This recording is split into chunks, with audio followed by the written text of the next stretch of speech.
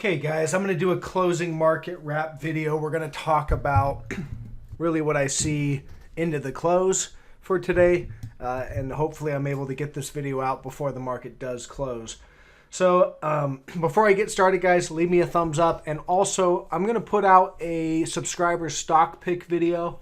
So please, in the comments below of this video, leave your stock that you'd like me to analyze. I'll go through that whole list. I'll go through everything in the comments today, and I'll pick out the ones that have, that are interesting basically. Maybe you have a setups or, show me something that's kind of interesting, and I'll cover those in a separate video. So leave those comments below of the stocks you'd like me to review. All right, here we go. So here's how I'm playing it right now. I actually just took a short position on triple Qs. What I'm looking for is there's a couple gaps. All right, we have this resistance line right here at 289.87. I can see it marked out from this low candle right here. And we also have this breakdown candle where we just kind of broke right through it. So it was an impulsive breakdown, and then we gapped down with continuation.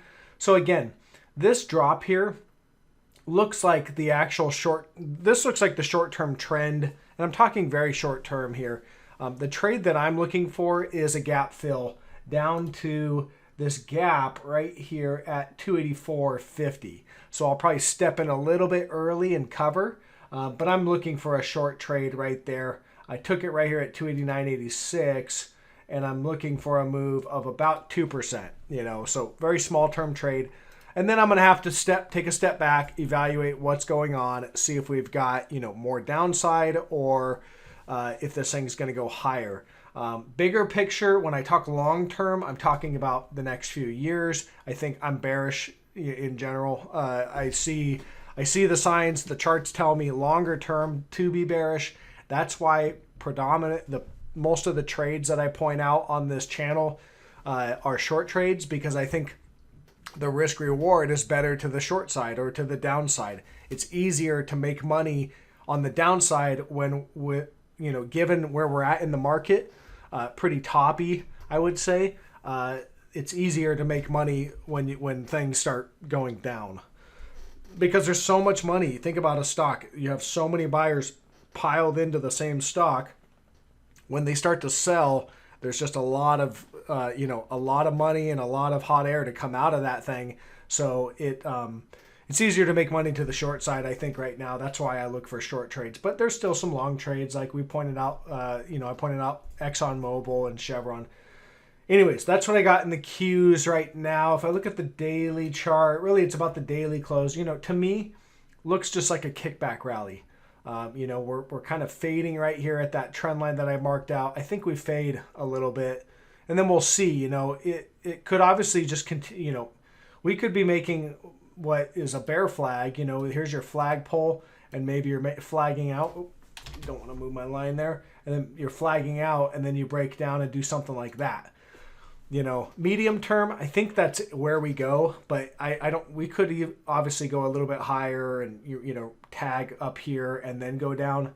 But I do think we're heading down to this 268. So if you're just looking to take a trade and just hold on to it and not play all these little zigs and zags, then I think that it's heading down here. But again, I'm an active trader, so I jump in and out. SPY, you can see it's starting to turn down. We'll see if this continues, but obviously the PPO is pointed down, RSI is pointed down. I think we're probably going to come back down to this 350 area, test that, and we possibly will break it. And if we break it, I'm going to be looking for the bottom of this range, and most likely lower. But again, first things first, we got to come down to this area. So the way I'm playing it right now is I'm short Qs. I think that's a good trade at the levels where we're at right now to be short. And it's a profitable trade as of right now. I just took the short today, and it's already up a couple $100. Exxon Mobil, someone asked me if I'm still long. I am still long. I'm looking for 41. Now, I don't have, a humongous position, but I have, a decent sized position. But I could easily see us coming down and filling the gap. Usually what you have, when I mark these levels out, these price levels, typically what happens is you run into those price levels and then you get a reaction. And a reaction means you either consolidate sideways or you get a pullback. And then you turn around and break through and hit the next level, and then you get a reaction. So on Exxon Mobil, we've hit this first level that I have marked here, and I'm expecting a reaction, which could be a fall down to gap fill and then turn and move higher. But my ultimate profit target is 41. I'm swing trading it, so I'm looking to potentially add on pullbacks, but I'm not really looking to cover or take profit on this first level. I'm looking at this 41 as my profit target.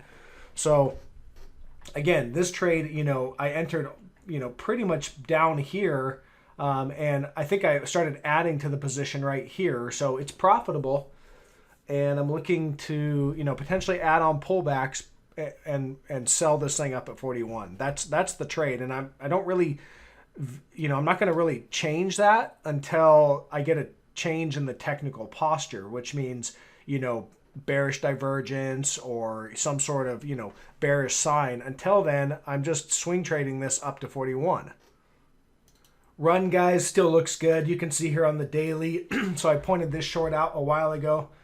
We've just been back testing and we're moving lower. So I like this at least down to 36.38 and potentially down here to fill this gap at 23.50 or a little bit lower at 21, about 22. So I still like it, still looks good, still have negative momentum, and you're just back testing. So these back tests are opportunities to establish or add to a short position, and that's how I treat them. So they are, as you move up and back test, I add, and then until I have a full size position that I feel comfortable with. And then I wait for it to do what it should be doing, what the momentum's going to tell me that it is going to do, which is move lower. Chewy, all right, I cut this one. Again, here's just an example of, a trading lesson that you can find it in my course. If you go into my course, take the course, it's $99. It's going to teach you guys a lot of these lessons that are very important to learn. But Chewy had this trend line right here. So yesterday when it was breaking this trend line, you could get short, and I did, and it fell right down to the first level of support. I take profit when I start hitting levels of support, I start taking profit, and I did. So I never have the full size position. If it starts going against me after it's hit a profit level, then I never have the same size position. So, the way I played this is last night I took about a half a position, started to go against me. I covered it. So I still ended the trade profitable because I think I was up, 12, 13% on this just yesterday. This move right here from the break down to here, it was about 7%. So I guess I was profitable from there. But again, I take profit when you hit these levels, so that when and that's just a lesson, take profit when you start hitting profit levels. Don't just hold a position and think that it's going to, don't just hold a full size position and think, oh, okay, I'm going to just hold this, and if it goes against me, I'm still going to hold it. No, you want to take profit so that you're booking gains, and when the market goes against you, it's going against you with a smaller position. So it makes it hard to not be profitable on the trade if you're taking profit along the way. Trades will never, they don't always just go right in your direction at once. So that's kind of just a lesson to learn. BBY, all right, this one's hanging in there. This one's a tricky little guy. As soon as it gets down to these support levels, this is what it did previously when I had my trend line right up here. It basically broke it and then just was treading water underneath it, and then it moved higher. It's doing that same thing, the same behavior where it's breaking the trend line support, but it's not impulsively selling off. It's just hanging in there. So I'm not exactly sure on this one. It could want to make another move up into this wedge, all the way back up here. I think it's going to break down because the bearish divergence on the daily chart is cleanly intact, but it's not impulsively breaking price support yet. So I'm watching this one. I might lighten up on this one just a little bit. Again, another thing to think about is, when these things break their price support, they're not, it's going to probably come in the form of a gap down. It's not going to just break intraday. It's going to gap down and trap the money. So I think that's what's going to happen. I think we're going to gap down to about 104.20 and, you know, maybe get a small bounce there and then it rolls over. But it's not showing me what it wants to do as of right now. You know, as of right now, it's still kind of hanging in there. So I'm not so sure. You know, I'll probably just hold it short and we'll just see. Again, position sizing is important. You know, I'm not too heavy in any one position. So if it goes against me, you know, I take a small loss on that position, but all my other positions, you know, are way profitable. So that's key. Don't be too heavy into one position. Qualcomm. All right, so this one, what I was looking for is to add to my short position. Here's what I like about it. Here's your hourly chart, negative divergence, cleanly intact on the hourly chart on the RSI. And if we pop up right up to resistance right up here, that's going to be a divergent high. So a new higher price right into resistance is a divergent high right at resistance. Doesn't get much better than that for establishing or adding to a short position. So that's what I'm looking for, is a move up to add to my short position that I established right here. I established the short position right here when we gapped up on earnings. I got short. So I'm about even right now and looking for, you know, potentially a move slightly higher to add, and then we head lower. McDonald's here. I'm not in this one anymore. Yesterday, this big fall right here, I shorted it right here at the break of resistance, carried it all the way down when it hit support, and it fell all the way down here and then recovered. I covered that short. And so right now, it's just going sideways. I'm no longer in it. If I look at the daily, it's got negative divergence, but it could want to do a back test. We could run all the way up and tag the back of this trend line. We haven't had a real back test in this thing since it impulsively broke down. So run up and tag that trend line from underneath, put in a new divergent high. That's an area I'd be interested in reshorting this thing. So as of right now, I'm flat. I'm not in this one. Zoom, a couple things about Zoom. So they're making it look as of right now like it's a false breakdown of this trend line. That's how it's looking. You can see here this trend line right there. We've been walking up that. Zoom did everything I wanted it to, or I thought it was going to. We just haven't filled this gap. So way up here, I was saying, okay, I think it's going to head down to the channel. If it gets down there, it's likely going to break back into the channel. And once you break back into the channel, you're likely to head to the bottom of the channel. So there you are. And I also said that if we head to the bottom of the channel, we're likely to go below it too. And there we did. So it did everything that I thought it was going to do except for filling this gap. So it's not as interesting to me right now. It doesn't have bullish divergence, so I think it could still come down and fill this gap. But it, as of right now, they're making it look like this is a false breakdown right here, and they're going to recover. So I'm watching for that. It's not something that I would be too heavy into because obviously it was an extremely profitable trade for me, and I don't want to give that profit up. So risk reward right now, it's not the best. Yes, there could be some more downside. It also could move back up to the top of the channel. And I'll wrap up here with XLV.